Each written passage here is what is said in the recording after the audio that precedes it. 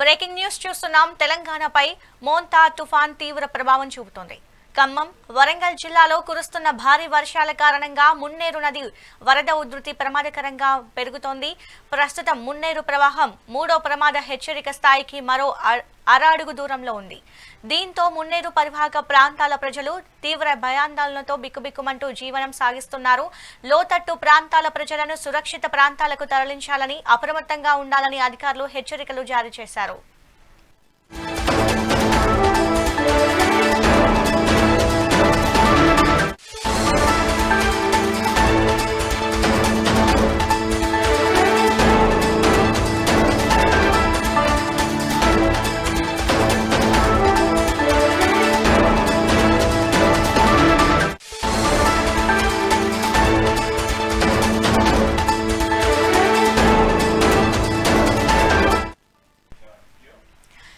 తెలంగాణపై మోంతా తుఫాన్ తీవ్ర ప్రభావం చూపుతోంది. ఖమ్మం, వరంగల్ జిల్లాలో కురుస్తున్న భారీ వర్షాల కారణంగా మున్నేరు నది వరద ఉధృతి ప్రమాదకరంగా మారుతోంది.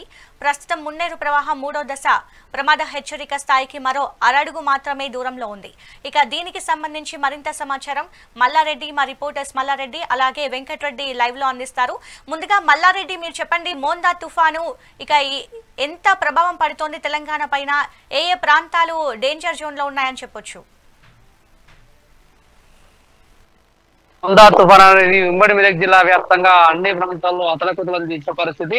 సంగారెడ్డి, మెదక్, సిద్దిపేట ప్రాంతాల్లో పలు ప్రాంతాల్లో భారీ వర్షపాతం నమోదైంది. అయితే సింగూరు ఎగువ ప్రాంతంలో కురిసిన భారీ వర్షాలు కూడా సింగూరు నిండుకుండలా మారింది. సింగూరు గేట్లెత్తడంతో మంజీరా నది కూడా ఉప్పొంగి ప్రవహిస్తుంది. సింగూరు మంజీరా నది ఉప్పొంగి ప్రవహించడంతో ఏడుపాయల వనదుర్గ మాత ఆలయం కూడా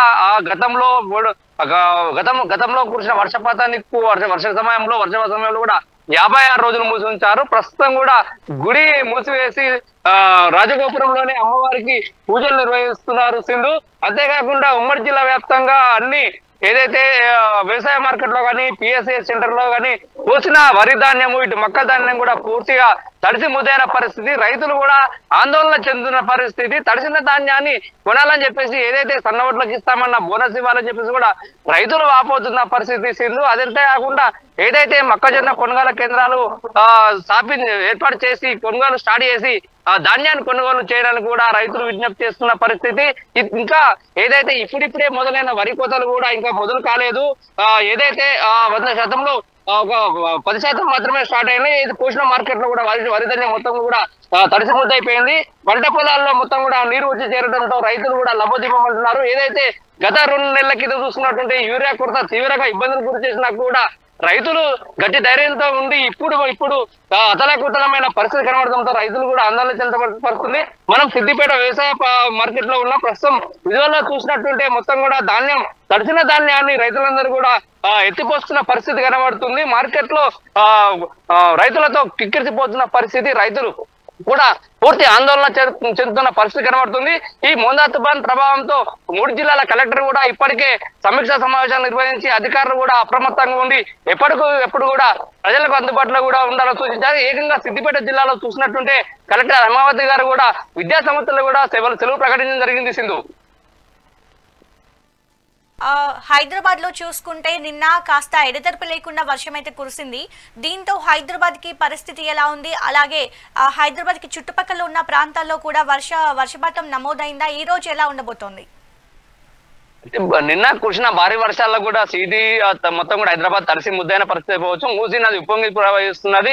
ఈ రోజు గత ఏదైతే ఉదయం 7 గంటల ప్రాంతంలో వర్షం కురిసినా కూడా ఇప్పటి వరకు కూడా వర్షపాతం అనేది నమోదు కాని పరిస్థితి. ఏదైనా సరే ప్రజలందరూ అప్రమత్తంగా ఉండాలని చెప్పేసి కూడా అధికారులు హెచ్చరిస్తున్న పరిస్థితి సింధు. కేంద్రాలకు సంబంధించి ప్రజలని ఎలా తరలిస్తున్నారు? ఎలాంటి చర్యలు తీసుకున్నారు తెలంగాణ ప్రభుత్వం? తెలంగాణ ప్రభుత్వం ఇప్పటికే సీఎం రేవంత్ రెడ్డి అన్ని జిల్లాల కలెక్టర్లతో సమీక్ష సమావేశం నిర్వహించారు. అయితే ముఖ్యంగా చూసినట్టుంటే అటు మూలుగు, భద్రాచలం, ఇటు వరంగల్, కరీంనగర్, సిద్దిపేట, మెదక్, సంగారెడ్డికి రెడ్ అలర్ట్ కూడా జారీ చేయడానికి ఆయా జిల్లా కలెక్టర్లతో సమీక్ష సమావేశం నిర్వహించిన తర్వాత ఏదైతే పరిసర ప్రాంతాలు అటు సింగూరు పరిసర ప్రాంతమైనా సరే, ఇటు మెదక్లో మంజీరా ప్రాంతమైనా సరే, ఇటు సిద్దిపేట పరిసర ప్రాంతాల్లోనే సరే ఎక్కడైతే నదులు ఉప్పొంగి ప్రవహిస్తున్నాయో, చెరువులు మత్తలు దుంకుతున్నాయో ఏదైతే నీట మునిగే అవకాశం ఉన్న కాలనీలో కూడా పునరావాస కేంద్రాలకు తరలించాలని చెప్పేసి కూడా సూచన జరిగింది. ఇప్పటి వరకు మాత్రము ఏది పునరావాస కేంద్రాలను ఏర్పాటైతే చేశారు కానీ తరలించిన పరిస్థితి అంతవరకు అయితే రాలేదు. అయితే వర్షపాతము రానున్న 24 గంటల్లో నమోదయ్యే వర్షపాతం కూడా ఈ పునరావాస కేంద్రాలకు తరలించడం జరుగుతుందని చెప్పేసి అధికారులు హెచ్చరిస్తున్న పరిస్థితి. ఇది వాతావరణ శాఖ కూడా రాబో 48 గంటల్లో వర్షాలకు వస్తాయని కూడా అధికారులు సూచించడం జరిగింది. అవే కాకుండా ఇప్పుడు విద్యుత్ అధికారులు కూడా ఎవరైనా సరే విద్యుత్ స్తంభాల వద్ద చాలా దూరంగా ఉండాలని, ప్రజలు కూడా అత్యవసరమైన పరిస్థితులు ఉంటే తప్ప బయటికి రావద్దని చెప్పేసి అధికారులు కూడా హెచ్చరిస్తున్న పరిస్థితులు. ఓకే, మల్లారెడ్డి మీరు ఒకసారి హోల్లో ఉండండి. అలాగే మనతో పాటు వెంకటరెడ్డి గారు కూడా ఉన్నారు, వారితో మాట్లాడదాం. అక్కడ పరిస్థితి ఎలా ఉంది ఏంటనేది కూడా తెలుసుకునే ప్రయత్నం చేద్దాము. వెంకటరెడ్డి గారు, ఇప్పుడు చెప్పండి, పరిస్థితి ఎలా ఉంది తెలంగాణలో? ముఖ్యంగా అక్కడ ఏ ప్రాంతాలు తెలంగాణలో ప్రభావిత ప్రాంతాలు ఉన్నాయనుకోవచ్చు, పునరావాస కేంద్రాలను కావచ్చు, అధికారులు ఎలా అప్రమత్తం చేస్తున్నారు ప్రజల్ని? Good morning Sindhu. ఇక ఉమ్మడి నల్గొండ జిల్లా వ్యాప్తంగా మొంతా తుఫాన్ అయితే రైతుల కంట కన్నీరైతే ఇప్పించిందని చెప్పొచ్చు. ప్రస్తుతం మనం నల్గొండ జిల్లాలో పరిశీలిస్తే ఉమ్మడి నల్గొండ జిల్లా వ్యాప్తంగా మొత్తం 8,36,000 ఎకరాల్లో పత్తి పంట మొత్తం కూడా పూర్తిగా తడిసి ముద్దైన పరిస్థితి. ప్రస్తుతం మనం ఒక సమీపంలో ఉన్నటువంటి పత్తి చేలో ఉన్నాము. ఇక్కడ పత్తిని కనుక పరిశీలిస్తే గవర్నమెంట్ 8% మాయిచర్ ఉంటేనే ఈ పత్తిని కొంటామని చెప్పి ఇప్పటికీ ఐసీఎస్ కేంద్రాల్లో ఏర్పాటు చేస్తూ ముందుకు సాగుతున్న నేపథ్యంలోనే ప్రస్తుతం మనం పత్తి చేలలో పరిశీలిస్తే ఇప్పటి వరకు ఇంకా నీళ్లు గారుతున్న పరిస్థితి పత్తిలో ఉండడంతో కూడా ఇటు దాదాపు 30-40% మాయిచర్ వస్తుంది. తీయడానికి వీలు లేకుండా మొత్తం ముద్దలుగా మారిపోయిన పరిస్థితి ఉంది. ఈ పత్తిని కనుక గవర్నమెంట్ కొనమంటే ఖచ్చితంగా నిరాకరిస్తోంది. ఇప్పటి వరకు ఒక్కసారి కూడా పంట చేతికి రాకుండా దూరిని బయటికి తీసే దశలో ఇలాంటి ప్రాబ్లం రావడంతో ఈ మొంతా తుఫాన్ ప్రభావంతో 8,23,000 ఎకరాల్లో ఉన్నటువంటి పత్తి మొత్తం కూడా ఇట్లా తడిసి ముద్దైపోయింది. దీనిపై ప్రభుత్వం ఖచ్చితంగా ఏదైనా నిబంధనలు సడలించి కొనుగోలు చేస్తే తప్ప ఈ పత్తిని ఏరేందుకు కూలీలు కూడా దొరకకుండా ఇలాగే వదిలేసిన పరిస్థితులు అయితే దాదాపు 1,00,000 ఎకరాలకు పైగా ఉందని చెప్పొచ్చు. కొన్ని చోట్ల 2-3 ఎకరాలలో వేసుకున్నటువంటి రైతులంతా కూడా మొత్తం పత్తి పోవడంతో ఏం చేయాలని తలలు పట్టుకుంటున్న నేపథ్యం అయితే ఉంది. ప్రస్తుతం మనం చూడొచ్చు ఈ విజువల్లో ఉన్న ఈ పత్తిని ఇదే విధంగా ఐసీసీ కేంద్రానికి తీసుకెళ్తే కనుక ఖచ్చితంగా అక్కడెక్కడ కూడా కొనుగోలు చేసేందుకు అవకాశం లేదని చెప్తూ రైతులు ఈ పత్తిని తీయకుండా చేలలోనే వదిలేసిన పరిస్థితి అయితే ఉంది.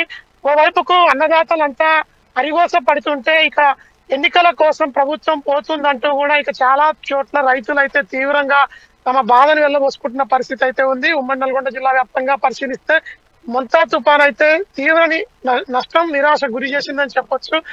రైతులు మాత్రం తీవ్ర మనోవేదంతో బాధపడుతున్న పరిస్థితి అయితే ఉంది. ఇక వరదలకు సంబంధించి ఉమ్మడి నల్గొండ జిల్లా వ్యాప్తంగా హైదరాబాద్ లో కురిసినటువంటి అతి భారీ వర్షాలకు మంగళవారం సాయంత్రం నుంచి కురుస్తున్నటువంటి అతిపెద్ద వర్షాలకు అన్నిటికి కూడా ఇటు మూసీ నది ఉధృతంగా ప్రవహిస్తోంది. ఉస్మాన్ సాగర్ నుంచి 430 టీఎంసీల నీరు మూసీ నదిలోకి వస్తుండడంతో ఇక మూసీ నది పరివాహక ప్రాంతంలో లోతట్టు బ్రిడ్జిల నుంచి పైనుంచి దాదాపు 4-5 ఫీట్ల మేర వరద కొనసాగుతోంది. సంగం బ్రిడ్జి వద్ద 8 గ్రామాలకు రాకపోకలు నిలిచిపోయాయి. పునరావాస కేంద్రాలకు అక్కడ ఉన్నటువంటి కొన్ని గ్రామాల ప్రజలు ఇప్పటికే జిల్లా కలెక్టర్లు ప్రత్యేకంగా చొరవ తీసుకొని కూడా పర్యవేక్షిస్తూ సేఫ్టీ ప్లేసెస్ కు తరలించిన పరిస్థితి ఉంది. మరొక వైపు దేవరకొండ ప్రాంతంలోని కొమ్మేపల్లి పాఠశాలలో నిన్నటి నుంచి ఇప్పటి వరకు కూడా నీరు బయటికి పోకపోవడంతో 535 మంది స్టూడెంట్స్ అంతా కూడా పునరావాస కేంద్రంలోనే తాము ఆ నీడకు తలదాచుకోవాల్సిన పరిస్థితి అయితే ఏర్పడింది. జిల్లా కలెక్టర్ ప్రత్యేకంగా అక్కడ నుండి వారికి కావాల్సినటువంటి సరుకులతో పాటు తాగునీటి సరిపాలన ఆహార పానీయాలు కూడా అందిస్తున్న పరిస్థితి కూడా ఉంది. మరొక వైపు మిర్యాలగూడ ప్రాంతంలో సూర్యాపేట భీమారం రహదారిపై నుంచి కూడా దాదాపు 3.5 ఫీట్ల మేర 2 కిలోమీటర్ల దూరం పరిధిలో కూడా మూసీ నది ఉధృతంగా ప్రవహిస్తుండడంతో అక్కడ కూడా అక్కడ రాకపోకలు నిలిపేస్తూ చెక్ పోస్టులు అయితే ఏర్పాటు చేసిన పరిస్థితి ఉంది. సూర్యాపేట జిల్లాలో వాగులో కొట్టుకుపోయేటువంటి 3 స్థానికులు అయితే ప్రాణాలతో రక్షించగలగడంతో కూడా కొంత అధికారులు అయితే ఊపిరి పీల్చుకున్నారని చెప్పొచ్చు. తీవ్ర నష్టాన్ని అయితే రైతులకు మిగిల్చినటువంటి మొంతా తుఫాన్ ప్రభావం నల్గొండ జిల్లాలో ఎక్కువగా ఉంది. ప్రభుత్వం వెంటనే యుద్ధ ప్రాతిపదికన చర్యలు చేపట్టి వరి ధాన్యం కొనుగోలు విషయంలో 17 మాయిచర్ నిబంధనలు సడలించాలని కోరుతున్నారు. అక్కడ వరి ధాన్యం మొత్తం కూడా తడిసి ముద్దవడమే కాకుండా మొలకెత్తి నార్మల్లలాగా ఐకేపీ కేంద్రాల్లోనే దర్శనమిస్తుండటంతో రైతుల కంట కన్నీరైతే వస్తుంది. బరువెత్తిన గుండెతో అన్నదాతలంతా కూడా సహాయం కోసం అర్థిస్తున్న పరిస్థితి నల్గొండ జిల్లాలో నెలకొని ఉంచింది. వెంకటరెడ్డి, ఇప్పుడు చూసుకుంటే రైతులకి సంబంధించి కానీ ప్రభుత్వం ఎలాంటి నిర్ణయం తీసుకుందా, లేదంటే అక్కడ వచ్చి ఎవరైనా పరామర్శించిన సిచ్యువేషన్స్ అయినా కనిపించాయా అక్కడ? ఉమ్మడి నల్గొండ జిల్లా వ్యాప్తంగా పరిశీలిస్తే జిల్లా కలెక్టర్లు పునరావాస కేంద్రాలకు బాధితులను తరలించారు తప్ప రైతుల వద్దకైతే ఇప్పటి వరకు చేరుకోలేదు.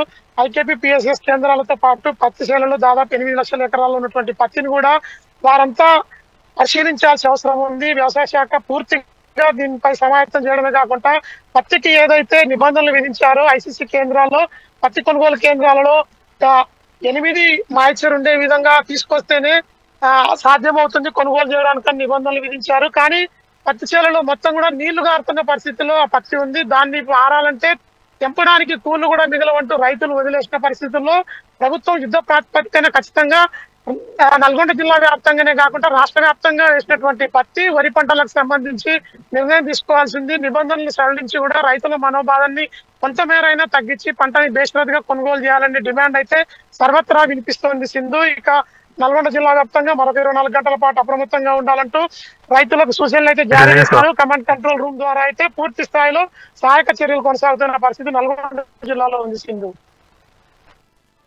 ముఖ్యంగా తెలంగాణలో మోంతా తుఫాన్ ఎఫెక్ట్ ఎక్కువగానే ఉందని చెప్పాలి. ఎందుకంటే కొన్ని ప్లేసెస్ లో అయితే రోడ్లు తెగిపోయి వాటర్ రోడ్లపైకి వచ్చి బస్సులు అక్కడే నిలిచి చాలా మంది ప్రయాణికులు ప్రజలు ఇళ్లలోకి నీళ్ళు వచ్చిన సందర్భాలు కూడా చూస్తాం. చాలా ఇబ్బంది పడుతున్నారు.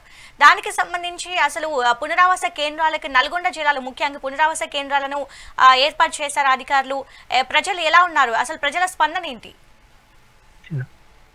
దేవరకొండ నియోజకవర్గానికి సంబంధించి కొమ్మేపల్లి స్కూల్లో ఉన్నటువంటి పిల్లల్ని సమీపంలోని బీసీ హాస్టల్ తరలించి పునరావాస కేంద్రాన్ని అయితే కల్పించారు. మరికొన్ని చోట్ల మల్లెపల్లి, కనగల్, సూర్యాపేట, నేరేడుచర్ల, ఇక మఠంపల్లి ప్రాంతాల్లో కూడా కృష్ణా నది ఉధృతంగా ప్రవహిస్తుంది. మూసీ నది, కృష్ణా నది రెండు కలిసి కూడా మఠంపల్లి ప్రాంతంలో ఉన్నటువంటి ఆలయాల్లో కూడా నీరు రావడంతో అక్కడ కూడా మోటార్ల సాయంతో నీటినైతే బయటకు తోడుతూ కూడా ఇటు దేవాలయం లోపలికి నీరు రాకుండా చర్యలైతే చేపట్టిన పరిస్థితి ఉంది. ఇటు ఉమ్మడి నల్గొండ జిల్లాలో ఉన్నటువంటి సూర్యాపేట, యాదాద్రి భువనగిరి, నల్గొండ జిల్లాలకు రెడ్ అలర్ట్ తో పాటు ఆరెంజ్ అలర్ట్ జారీ చేయడంతో మరొక 24 గంటల పాటు అప్రమత్తంగా ఉండాలని అధికారులు అయితే సూచించారు. ఈ నేపథ్యంలోనే సహాయక చర్యలు కొనసాగుతున్నప్పటికీ రైతన్నల గుండె మాత్రం బరువెక్కింది. ప్రస్తుతం అయితే పంట కొనుగోలు విషయంలో ప్రభుత్వం యుద్ధ ప్రాతిపదికన చర్యలు చేపట్టాల్సిన అవసరం నల్గొండ జిల్లాకైతే ఎంతో ఉందని చెప్పొచ్చింది. ఓకే, మీరు ఒక్కసారి హోల్డ్లో ఉండండి. ఇక మల్లారెడ్డి మనతో పాటే ఉన్నారు, వారితో మాట్లాడదాం. మల్లారెడ్డి చెప్పండి, ఇక హైదరాబాద్ కాకుండా తెలంగాణలో ముఖ్యంగా చూసుకుంటే ఎఫెక్ట్ ఎక్కువగానే ఉంది ఈ తుఫాన్ది. ఎక్కువగా ఏ జిల్లాలకు రెడ్ అలర్ట్ జారీ చేశారో, అలాగే ఏ జిల్లాలకి ఆరెంజ్ ఎల్లో అలర్ట్ జారీ చేశారు అనుకోవచ్చు? తెలంగాణ రాష్ట్రంలో ములుగు, భద్రాచలం, కొత్తగూడెం, ఖమ్మం, ఇటు సిద్దిపేట, సంగారెడ్డి, మెదక్, మహబూబ్ నగర్ జిల్లాలకు రెడ్ అలర్ట్ జారీ చేయడం జరిగింది సింధు. ఇక మిగతా జిల్లాలకు ఆరెంజ్ అలర్ట్ జారీ చేస్తారు సింధు. ఇక హైదరాబాద్ కి ఎలాంటి ముప్పు అంటే ఇప్పుడు చూసుకుంటే ఈ రోజు చూసుకుంటే కాస్త ఎండ కనిపించింది, అలాగే నిన్న చూసుకుంటే అసలు ముసురు అయితే చాలా ఎక్కువగా ఉండిందనే చెప్పాలి. ఇక హైదరాబాద్ కాకుండా ఇక హైదరాబాద్ లో ఉండే ప్రజలకి ఎలాంటి లోతట్టు ప్రాంతాల ప్రజలకి ఎలాంటి అలర్ట్ చేశారు అధికారులు? ముఖ్యంగా చూసినట్టుంటే హైదరాబాద్ లో కురిసిన భారీ వర్షానికి కూడా అన్ని కాలంలో కూడా జలమైన పరిస్థితి కనబడుతోంది.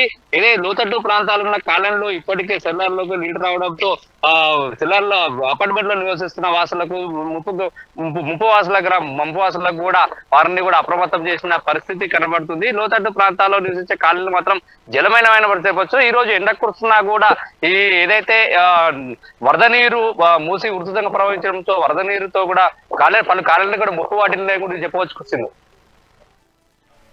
ఓకే, అయితే ఇక్కడ ప్రజెంట్ అయితే మళ్ళీ వర్షాలు పడే అవకాశం కూడా ఉంది, హైదరాబాద్ కి కొంచెం ముప్పే ఉంది అని చెప్పేసి కూడా వాతావరణ శాఖ కొంచెం అలర్ట్ చేస్తున్న పరిస్థితి కూడా మనం చూస్తాం. లేటెస్ట్ అప్డేట్ అయితే ఇక మళ్ళీ హైదరాబాద్ లో వర్షాలు పడే అవకాశం ఉందా?